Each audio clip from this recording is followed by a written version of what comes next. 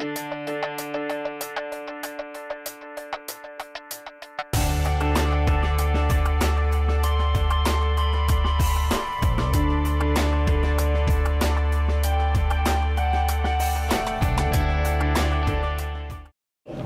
everybody to our final EESS of the year. And today we have Dr. Frank Willizzi, who is a professor of management and has been a full-time faculty member at Quinnipiac for 28 years. Frank has been teaching a variety of management courses, including self-management and emotional intelligence. And we're delighted to have him participate today. He has been involved in the development and practice of emotional intelligence for students and organizations over the length of his professional career. His most focused energy is currently directed at creating classroom climates which support, nurture, and create high levels of emotional intelligence in students. And today he's going to conduct a workshop with all of us, and we're delighted to have him here to teach us a little bit more about emotional intelligence. So I'm going to hand it over to Frank, and I will be passing this around to make sure you check off. Good. Welcome. Welcome, and glad you came.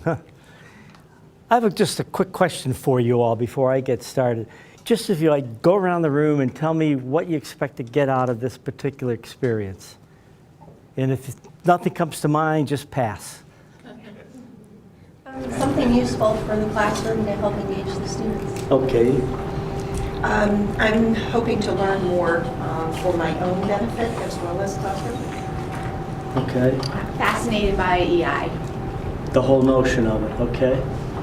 Just to see if there's any new insight that would contribute to how I interact with students in my class. Okay, good. Getting beyond the buzzword.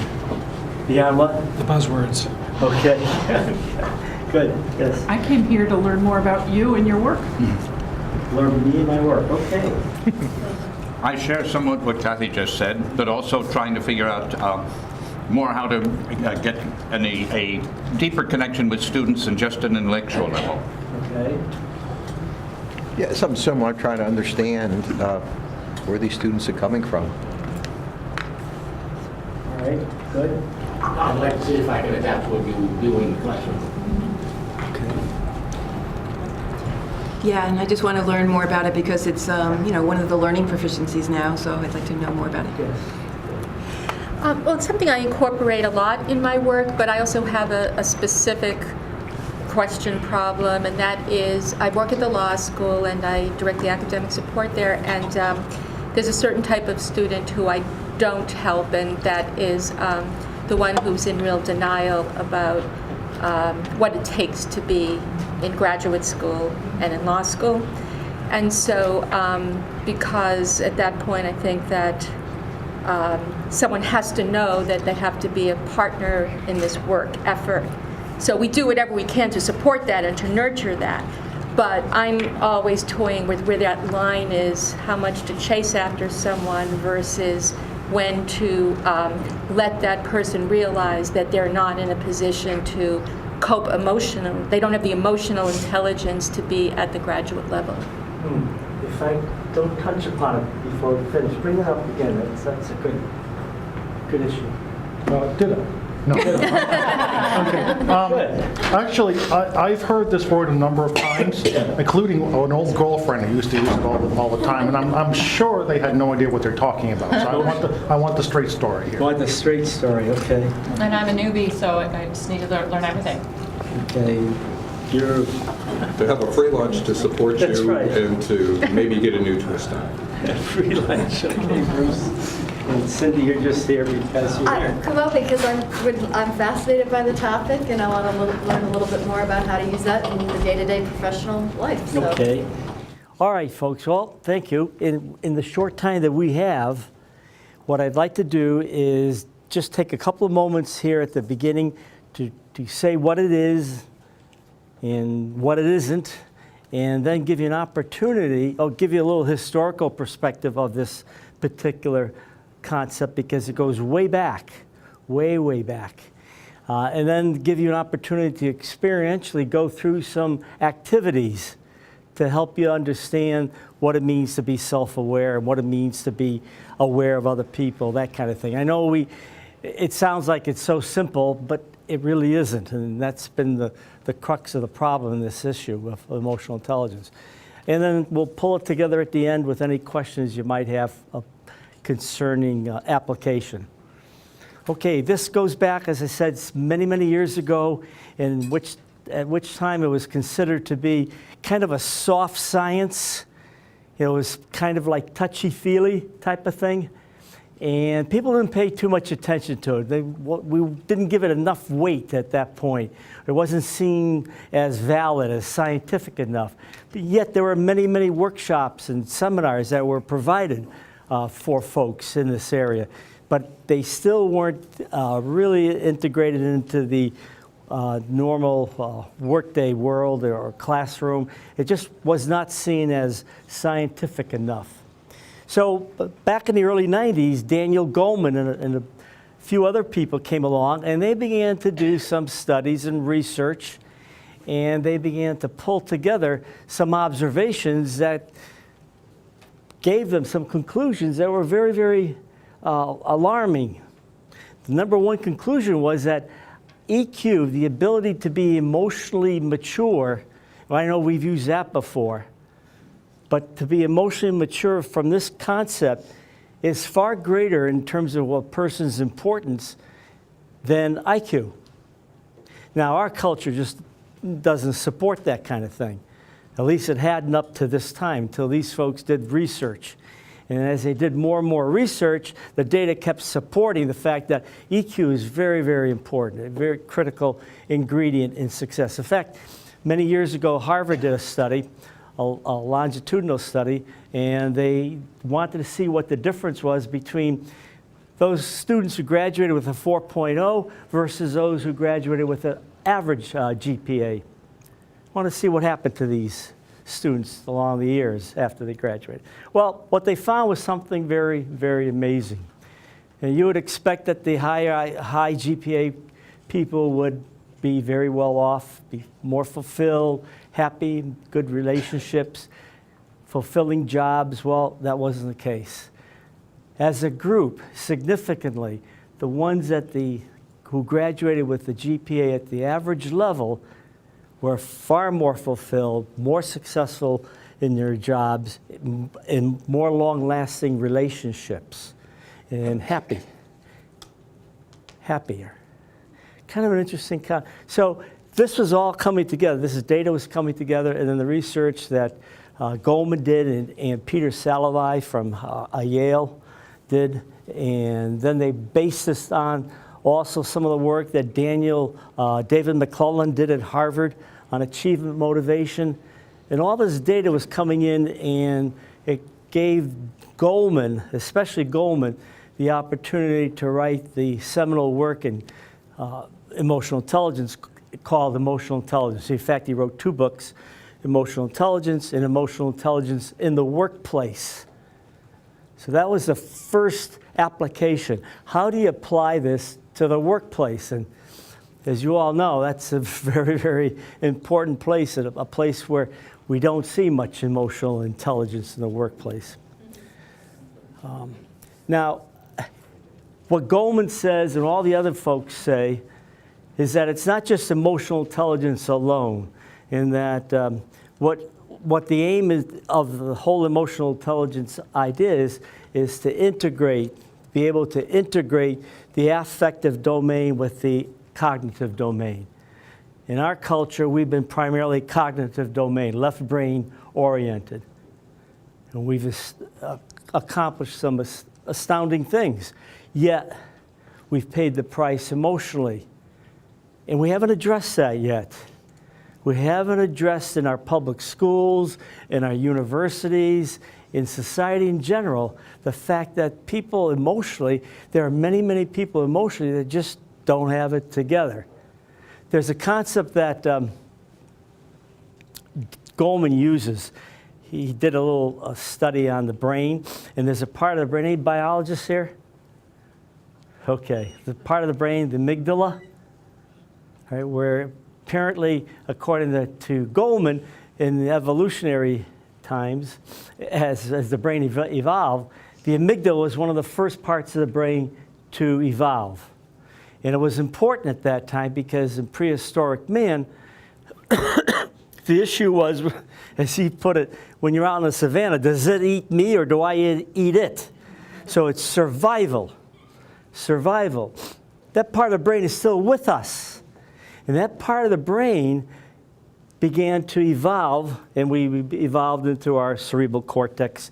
But that part of the brain still exists, and it houses a lot of the primitive emotions that we have.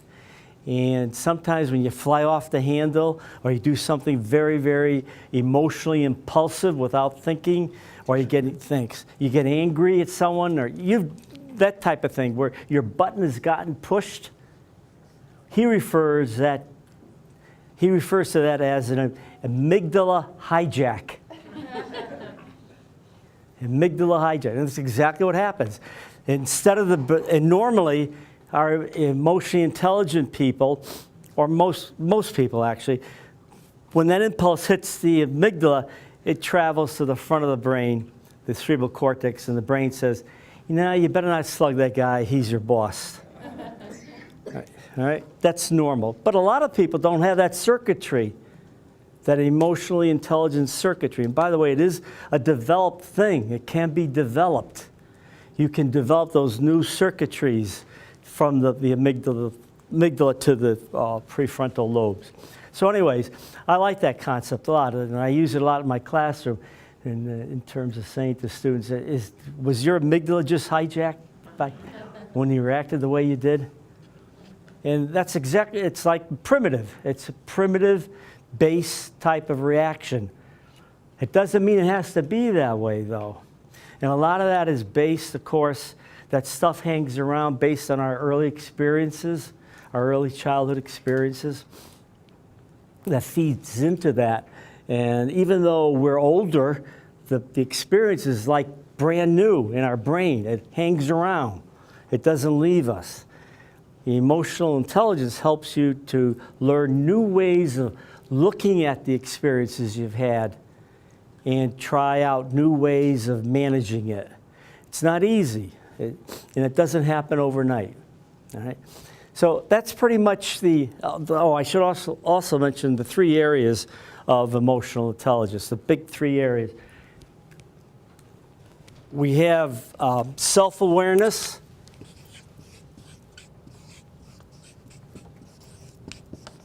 and we'll go into that in a little more detail. Other awareness,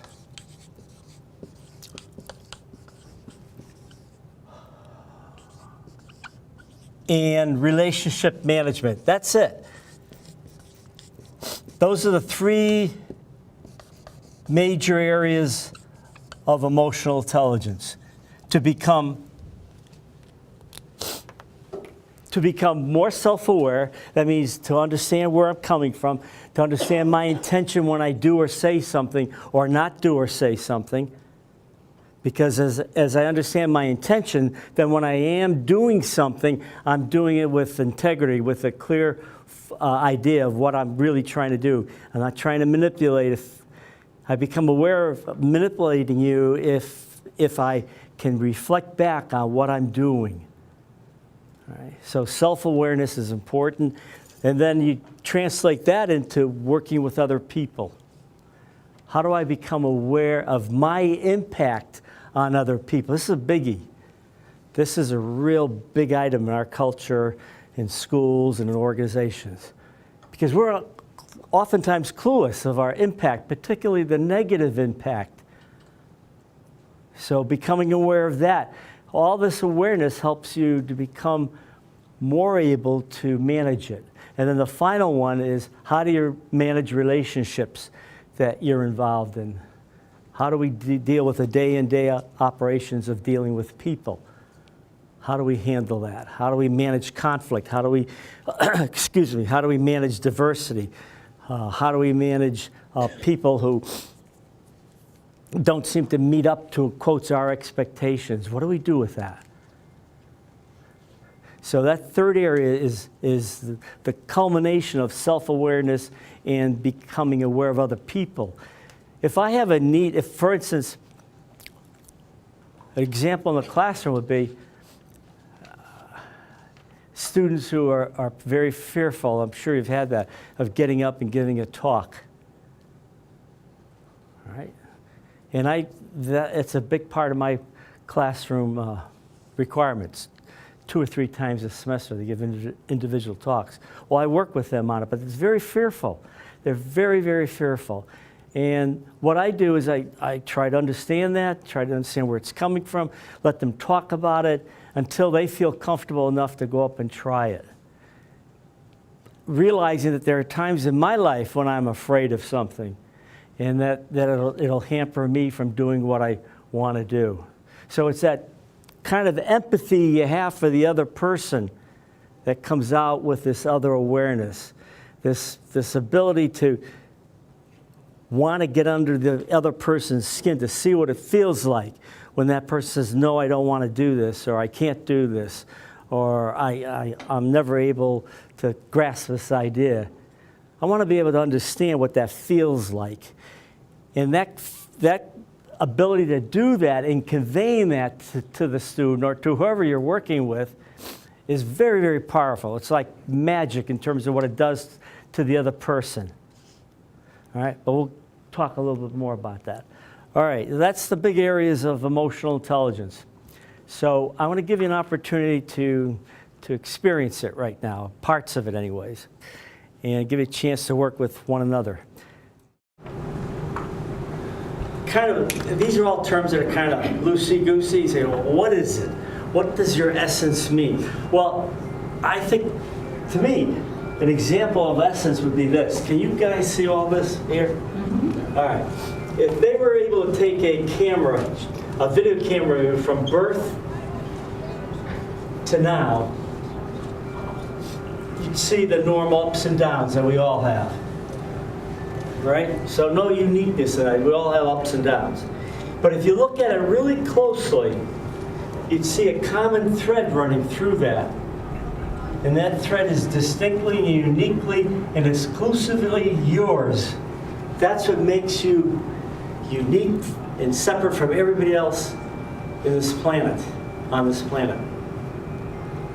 Your uniqueness. Now, how do you know what that is? Well, think about it.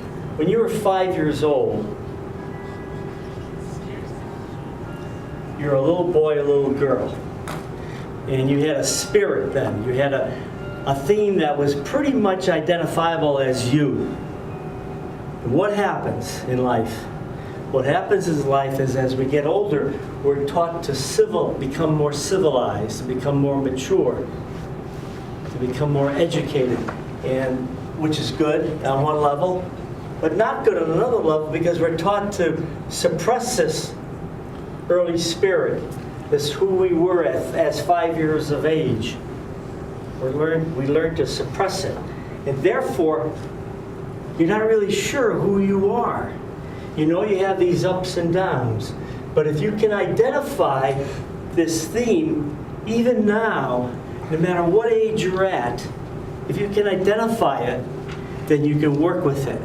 And you can bring more and more of it into your life to make whatever you're doing, whether it's teaching or parenting or whatever, you make more and more of that more fulfilling because you're bringing your uniqueness into it. I got to give you an example of it because otherwise you'll say, what is he talking about?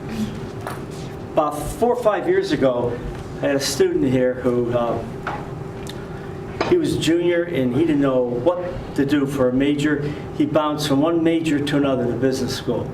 Someone told him accounting and he hated it. Tried that for a semester. Someone said finance, he didn't like that either. Someone else said marketing, he tried them all. He was so discouraged. So discouraged.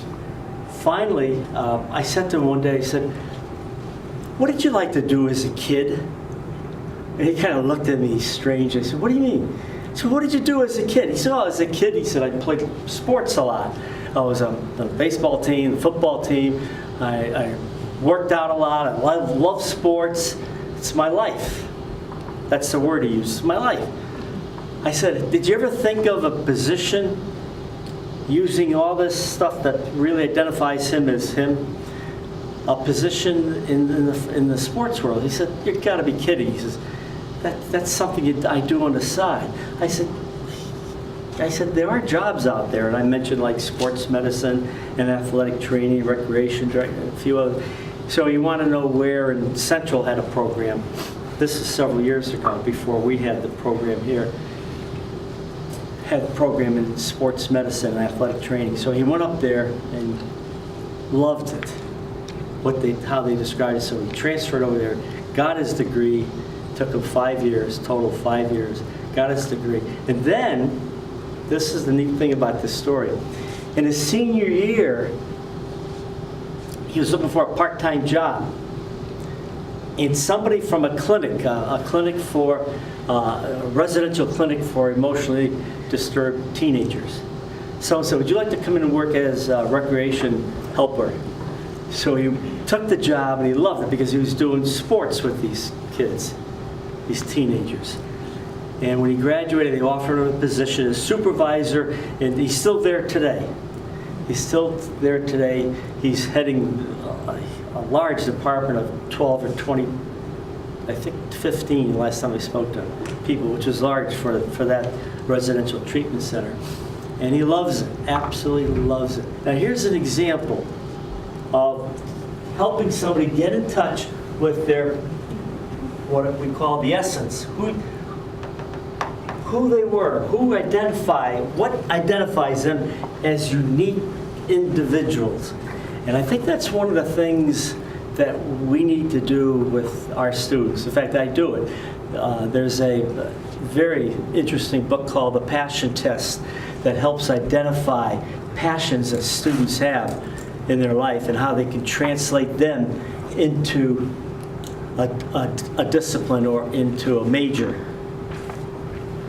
And I think once you get that passion, you have that emotional juice, then you've got them engaged. You know, I know we talk a lot about how to engage the students, how do we get them? There's only one way. I mean, we've talked about that from years and years and years and years ago. You do what they see as relevant. You do as something that relates to their needs, their feelings, and then they'll be more apt to want to become engaged in whatever it is they're about. All right, so anyways, that's a little story about how you identify the essence. The other thing about this, going back to this model, is that, and this is all part of this first level here, self-awareness. Helping people become aware that they don't over-identify with any of this stuff, particularly the stuff on the outside. So you become over-identified with being a parent, or you become over-identified with being a teacher, or you become over-identified with being a CEO or manager. Over-identified to the point where if it's not there in your life, then the question is, who am I? Who am I if I'm not this teacher, if I'm not this? My kids are all grown up now, they've left. Who am I now? I used to be known as a parent, but who am I now? So that's an example of maybe putting too much of energy in one particular area. How do we help students become less identified with their grades? That's another good, yeah. Well, that's a huge obstacle to deal with, huge obstacle. I mean, I think we reinforce it. We do it. We reinforce it, and yeah, you're right. And then we say, how do we help them not to become identified? But we do reinforce that, the grades. And until we stop reinforcing that and look at other kind of criteria for success, then students are going to be continually identified with their grades all the time. I had a student this week tell me that she has a B in the class, so she's not learning. And I said, actually, to be an occupational therapist, we have to teach you how to think. And you actually are demonstrating that your ability to think is really progressing. And she didn't get that until I showed her paper midway, and now I showed her the paper now, and the difference in how her thinking is coming along. But she still said she has a B. And that's bad. And I encouragement. That's going to be with us as long as we emphasize it. It seems like a... What do you think? You're pretty good on this topic, Bruce. On grades? Grades. I think it's a necessary evil. But I always tell students it's somehow we've got to move from this external to intrinsic motivation. And until, and I think you hit on it exactly, until we can start to show them that it's not just about the career, but that this stuff makes a difference in their life, they're not going to buy into it any more than as a pathway to a career. And because they've been told all their life that they need to get these grades to get to the next step. They need to get this to get to the next step. And now they're thinking they need good grades to get to the next step. And they still haven't bought intrinsically that I really need to know this stuff, but all the grade's going to do is just open the door for me to even try to get to the next step. Yeah. So it's trying to get them to understand that, and they've never been told that. They've never been told that. Good point. Yeah, I wanted to ask a different question. When you say roles are on the surface, I tend to think that the roles involve choice. And the fact that we chose these roles tells us a lot about us. So I don't feel like describing yourself as, say, teacher, I don't think that's the least bit superficial when it comes to me. I chose that, that's what I wanted to do. It tells you a lot about me. Okay, yeah, I understand. Yeah, you're saying that my suggestion that it's more superficial. Well, it isn't, but it is in the sense that oftentimes in our conversation, that's where we stay. We talk about our job as teachers or as parents or as managers. We talk about that and talk about it because we really believe in it. But it's still at an outer level of emotional intimacy, for instance. And when you get past, when you start talking about your fears, your wishes, your desires, your heartaches, all that kind of, then you start moving into deeper levels of this particular model. But it doesn't mean it's surface in the sense that we stay there. We stay there and talk about that as if that's the only thing of who we are. And it isn't. There's so much more of who we are that we don't tap. We don't tap in our daily lives. We don't tap at work. It's oftentimes interpersonally we don't tap. And I think it's because there's a difference, for example, to say I'm a professor and to say I'm a teacher are two different things.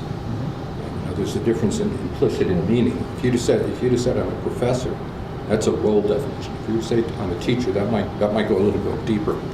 Yeah. And I think how we choose those words and what they mean to us is very important. Good point. So going back to the grades, I always heard that you're supposed to make a distinction between who a person is and what they do, because it's the first part is something you rarely can change a great deal, whereas what you do probably is much more changeable. Okay, that's a good distinction. I like that. I think grades fall in the same category, hopefully. Think grades what? Or what you do, and you can change that. Yes.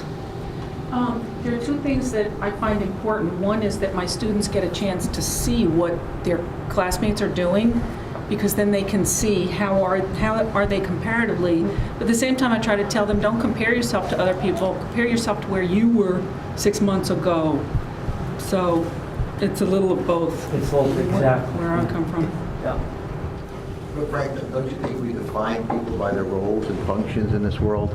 In the corporate world, you're a manager, you're a director, and right. Your goal is to keep climbing that ladder. And that's how we define your purpose and your value. Right. And in school, at least my experience has been over the last 4 or 5 years, that's how students tend to define themselves also. And it's nothing any deeper than, is it an A or a B? How well am I doing? Is it going to be on the quiz? If it's not, I don't need to learn it. And their focus, and I don't know how you get below that layer, I guess, because when they go home, I'm sure their parents, the first question is, what do your grades look like? Not are you having a good time, what have you learned? I mean, that might come in later. But it's the grades. Yeah. And their parents are in a world more than likely where they're trying to climb some ladder possibly, because that defines them as a person. Sure. So I guess the question I'm raising is, how do we get beyond that, though? They believe that it'll define them as a person. Exactly, but society does, though. Yeah. If you're a CEO, you're better than a manager. Yeah. in a lot of people's eyes. Yes. It takes time to make those changes, that transformation to occur in our culture. And hopefully the work with emotional intelligence, eventually people might start to come around. It takes a while. It took 45 years before emotional intelligence was accepted as valid. 45 years. We were doing work in emotional intelligence back then that people thought, well, that's crazy stuff. Now they're doing it, and it's acceptable. It just takes a while for this change to occur. So IQ, you normally think of it as something that's toward the center of your chart. It's something that you can't change very much. IQ. Right. So what about emotional intelligence? Emotional intelligence you can change, absolutely. Absolutely. We just don't have time today, but there's a very fascinating book. I've used it in my classroom. It's the Emotional Intelligence Test, Emotional Social Competency Inventory, and for university level. And in the inventory, there are 26 competencies that go along with each of the three major areas: self-awareness, other awareness, and relationship management. And those competencies, there are instructions on what you could do to improve that particular competency. So very definitely, it can be improved. Actually, okay, yeah. Actually, I was a school psychologist for almost 18 years now, and IQ, I think that's changeable too. I think it's a myth that it's something that's stuck in us, and it's not. It's not. It's just some little mechanism that people try to slot us into little cubby holes. It's valid as far as it goes. You know, I think it's helpful, but it's changeable. Changeable. Probably not from average to genius, but certainly there are gradations that can occur.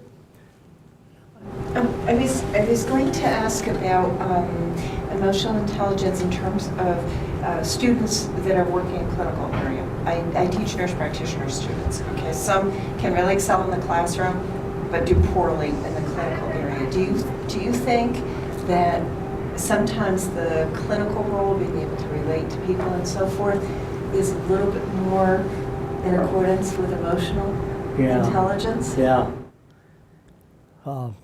That's a whole area with emotional intelligence and medical professionals, and I've done some work with that and worked with people. Yeah, that's a toughie. That's a toughie. But of all places, you'd want very emotionally intelligent medical professionals, of all places. Especially, well, next place equal is teaching, I think, at all levels, undergrad and elementary school, high school. Those are the two major areas that we need to do a lot more in preparing professionals for those fields that who are more emotionally intelligent. Yeah. So should we be taking your test and getting the tips on what to do next? Pardon? Should we be taking your inventory test and figuring out? That would be a good way to go. You can get your department to buy the test, and you could use it yourself, and then you can use it with the students. The students love it. You could spend the whole semester taking just a little bit at a time, teaching whatever you teach. You still can do, as I said, the 26 competencies. They can work on each competency. So we're giving them, when you do something like that, you're giving them a message that, yeah, the cognitive aspect is very, very important in this particular discipline, but we're also concerned about your emotional development too. And that's a whole new message that we give students, a whole new message. We're concerned about your emotional development. We got any of that worked into the new proficiencies that Quinnipiac is supposed to be implementing? Well, we're trying to do that, right, with your... Yeah, we are. Is it social intelligence? It's called social intelligence.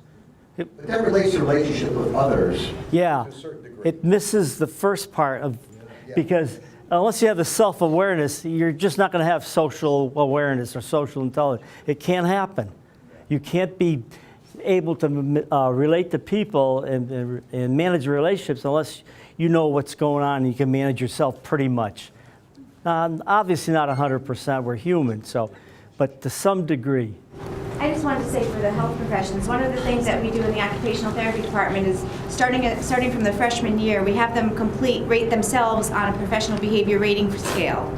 And that just goes from all the way from when they're freshmen to labs to graduate students out in the field. They rate themselves, and then the instructors also rate them, and then we talk about and have feedback, and they can fail based on their professional behavior, which really links to how did you react and respond and critically think and show up on time and do what you're supposed to in clinical settings and labs versus just, you know the stuff and you can take a test. Yeah. So right. I think that links nicely with. So you do some work around that. Yeah. Yeah. Any other? Okay. We've got till what time? 1:45? Yeah. What? That's why I was giving you the hook that you got. Yeah. All right. I want to take you through one activity too, and I want to talk about something, a model that's really important. In fact, I'm going to talk about that and then conclude with the activity. I think we can do this. I think we can pull it off. This fits in this model over here called the Johari window. Fits in again with the self-awareness and also the relationship to others too. The Johari, it's named after two guys, two psychologists, Joe Luft and Harry Ingram out of the University of Texas. So they came up with this. They thought it was unique. Johari window. And they divided it up into 4 quadrants. And this is a model of what people do when they interact with others. This exists when you're interacting with others. And the model says that in this first quadrant, there's an area called the public area. And this is information that you or I are willing to share with anybody, anytime, any place, because it's so public. It may be where you work, what car you drive, and where you teach, or anything else that you consider public information. So there's no issue there. There's no issue yet. When you interact with people, there's another issue that comes into play, and it's called the blind spot. So an example would be, I call this meeting here. This is a management department, and I'm doing something in the meeting. I'm conducting it in such a way that turns you off, but I don't know that. But you know it, and it irritates the hell out of you. But you don't say anything until you get out in the parking lot, where we have the parking lot syndrome, where we bitch and complain about what just went on. Okay, it's a blind spot. Now, the blind spot is interesting because what it's doing is it's taking away energy from what you can do as a group, as a team. Taking away energy. How do I get to know that if I'm a teacher or a manager? How do I know my blind spots? Because I know when I stand up in the classroom, there are some blind spots that I engage in, that students see, but they don't tell me. Well, here's the big area, trust. It's incumbent upon the manager or the teacher to create trust in that classroom, in that department, so that the people in that department or classroom are comfortable saying, hey, Frank, you know what? The last time you gave that presentation, you did such and such a thing, and it just turned me off. Your voice dropped at the end, or you weren't looking at us, or you're reading too much off the PowerPoint. Whatever it was just bothering the hell out of me. Or you made some snide remark that I didn't really appreciate. All right, but you didn't tell me. And you don't tell me because there's no trust. Why would you do that? Well, if your boss is giving a seminar, why would you simply just tell him or her how you feel about something that they're doing that you don't like? But if that boss created a climate of trust where you still feel like a worthwhile, competent individual, then you're apt to say, hey, you know, when you did this, all right? So it's incumbent upon the manager or the teacher to build that trust in the classroom. It's not easy to do. And one of the ways you do that is validate. If I'm working for you or if I'm in your classroom, I've got to know that it's okay for me to be me. You may not agree with the way I am as far as you're concerned, as far as your values, but as far as me, I have to feel like you accept me 100%. That's validating. If I feel that validation enough times, then I'll develop the trust and I'll be able to say, hey, look, you know when you did that? That happened just a couple weeks ago in one of my classes. I tend to joke about, hey, you guys are spaced out. Did you smoke something this morning? And one student said to me, and I did that twice in one class, and he was sitting right up front. He said, hey, I said, Frank, he said, that was the second time today you said that. And he was serious. I thought, whoa. I said, you know, I was uncomfortable with the silence, and I thought I'd break it by joking about it, but at your expense. At your expense. So I said to them, thanks a lot. And then they kind of clapped about what had happened. But that was an example of that particular student apparently felt enough trust to say that to me. And you can get that going, then you've got some dynamic going in your classroom. Okay, over here is an area called the facade. And the facade goes like this. I'm standing up here talking to you, pretending I know what I'm talking about, but I really don't. I'm faking it. I'm faking it, but you don't know it because this is the first time you're hearing about emotional intelligence, so I could be telling you anything. That's not the truth. It's not the truth. But I have to maintain a facade unless, again, I feel the trust. And if I feel the trust, then I can come in here and say, hey, guys, you know, I just didn't prepare for today's meeting, or I just didn't prepare for today's lecture, or I didn't prepare for the experience we're about to have. I just didn't do it. I'll do that because I'll recognize that you still see me as a competent, worthwhile person. Okay. All right. The last part here is, I think, the most exciting part. It's called the unknown. Many psychologists have said that the bulk of the most significant stuff that goes on between people goes on at the unconscious level. We're not even aware of it. And some examples of this might be when you meet somebody for the first time and all of a sudden you get turned off. You have no data except first time meeting. And then you meet someone the first time and you get really turned on with someone. Again, no data except this initial meeting. Well, they believe that it was something that's going on at the unconscious level. There's some kind of acceptance or disapproval going on at the unconscious level. Also, this unknown area houses a lot of creativity, a lot of spontaneity. Freud talks about this particular unconscious area as a seat of the creativity.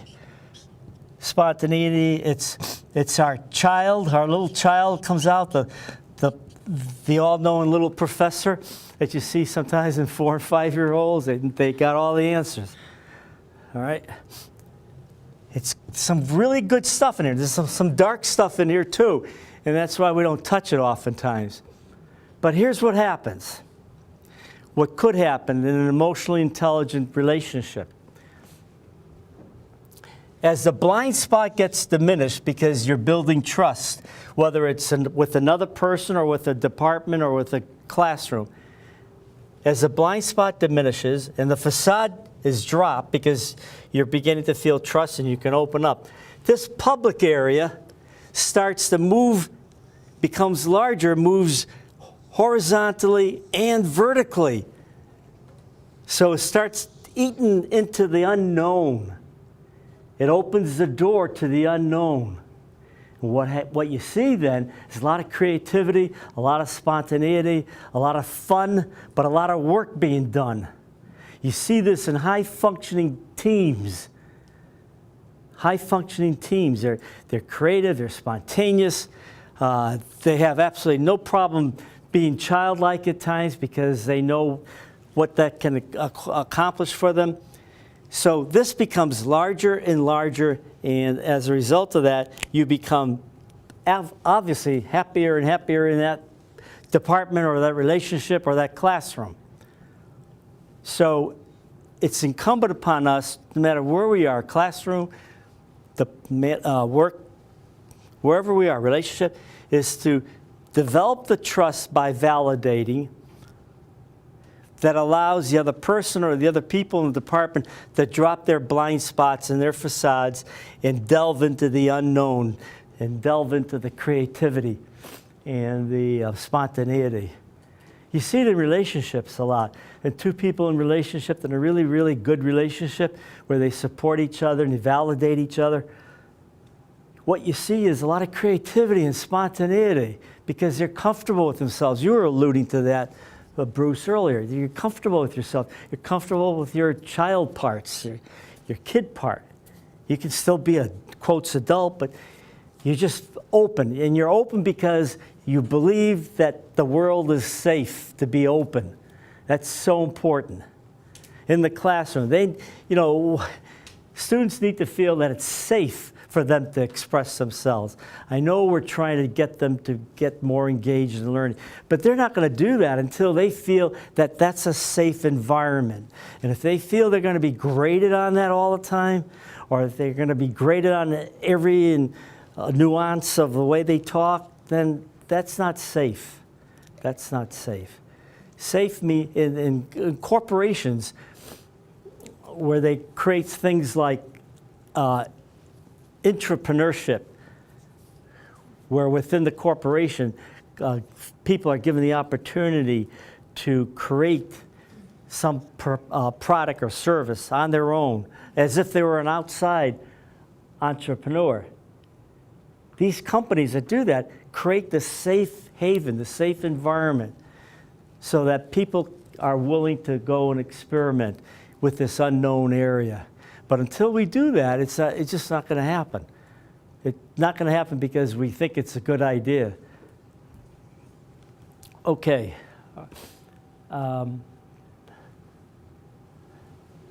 There's so much more here, and I just, if we had all afternoon, I'd take you through some really neat exercises that yes? It seems in a hierarchical situation that some people's notions of respect for that hierarchy leads to the conclusion that it's not a place to create trust because that undoes the hierarchy. So, now, who are you saying would think this? well, like a boss, let's say, who is instructed by a higher boss that, the hierarchy is important to keep things going in a certain way. Yeah. And that just keeps trickling down that way. So I'm just wondering about that relationship between creating the trust and validation and the emphasis on maintaining order through a certain hierarchical, structure characterized as respect for the structure. I think we'd have to get over that notion that. Even in a big institution. Yeah. It doesn't mean because you're tapping into the unknown, the creative part, that there's going to be chaos. I mean, I think that's a myth that we believe will happen. Chaos will happen in our department or our classroom or our work if we let them be creative. Not true, because we become self-monitoring. one of the features of that unknown area is not only are we creative and innovative, but we're self-monitoring too. We can monitor what we're doing. But you're right, there are many organizations that don't want to deal with that. So what I say to students is you want to really be darn sure when you're out there looking for a job that the place, the environment is something you absolutely love, that is consistent, that is in alignment with who you are. Because if it isn't, after a while you're going to get pretty unhappy. Pretty unhappy. Well, folks, thank you for being here and sharing.